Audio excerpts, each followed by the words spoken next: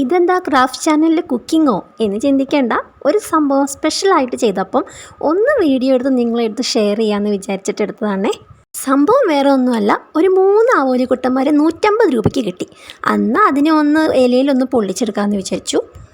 കുറച്ച് മുളക് പൊടിയും കാശ്മീരി ചില്ലി മഞ്ഞൾപ്പൊടിയും ഉപ്പും ഇട്ടിട്ട് ചെറുതായിട്ടൊന്ന് വെള്ളം ഒഴിച്ചൊന്ന് ചാലിച്ചിട്ട് അതിൻ്റെ കൂടെ ഒരു ഇഞ്ചിയും വെളുത്തുള്ളി പേസ്റ്റും കൂടി ഇട്ടിട്ട് നമ്മുടെ ആവോലി കുട്ടന്മാരെ ഒന്ന് പുരട്ടിയെടുത്തിട്ട് കുറച്ച് നേരം ഫ്രിഡ്ജിൽ റെസ്റ്റ് ചെയ്യാൻ വെക്കുകയാണ്. പിന്നെ നമുക്ക് ഈ അരിഞ്ഞ് വെച്ചേക്കണമെന്ന് വഴറ്റിയെടുക്കാം. ഒരു ചട്ടിയിൽ ഇഞ്ചി വെളുത്തുള്ളി ഇട്ട് വഴറ്റി അതിന് ശേഷം വേപ്പിലിട്ടു.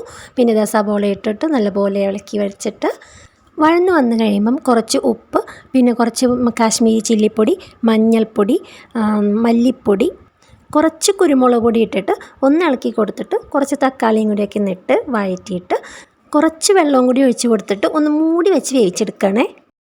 അതിനുശേഷം കുറച്ച് വാളംപുളി പിഴിഞ്ഞ വെള്ളവും കൂടി ഒഴിച്ച് കഴിഞ്ഞാൽ നമ്മുടെ ഗ്രേവി ഇവിടെ റെഡിയായി. ഇനി നമുക്ക് പാനിൽ കുറച്ച് എണ്ണ ഇട്ട് കൊടുത്ത് അതിൽ കുറച്ച് വേപ്പിലയൊക്കെ ഇട്ട് കൊടുത്ത് നമ്മുടെ ആവോലി കുട്ടന്മാരെ ഇവിടെ പൊരിച്ചെടുക്കുകയാണ് കേട്ടോ. അപ്പോഴത്തേക്കും കുറച്ച് വാഴയിലൊക്കെ വെട്ടി വെച്ചോട്ടോ, ഒന്ന് വാട്ടണത് നന്നായിരിക്കും, അപ്പോൾ പൊതിയാൻ എളുപ്പമായിരിക്കും.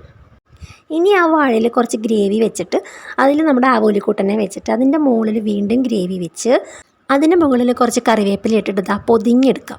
അത് കഴിഞ്ഞ് ചട്ടിയിൽ കുറച്ച് എണ്ണ ഒഴിച്ചിട്ട് ഇത് ഓരോന്നായിട്ടിട്ട് നമുക്കൊന്ന് പൊള്ളിച്ചെടുക്കാം കേട്ടോ. അങ്ങനെ തിരിച്ചും മറിച്ച് വിട്ടൊന്ന് പൊള്ളിച്ചെടുത്ത ശേഷം പ്ലേറ്റിലായി. ഇനി നമുക്കിത് എങ്ങനെയുണ്ടെന്ന് നോക്കാം. ഒന്ന് തുറന്ന് നോക്കിക്കഴിയുമ്പോൾ ആഹാ അടിപൊളി. ഇനി നമുക്ക് കുറച്ച് നാരങ്ങ നീരും കൂടി പിഴിഞ്ഞ് ഒഴിച്ച് കഴിഞ്ഞാൽ സംഭവം ഇവിടെ റെഡിയായി. അപ്പോൾ ലൈക്ക് മറക്കണ്ട. ബായ്.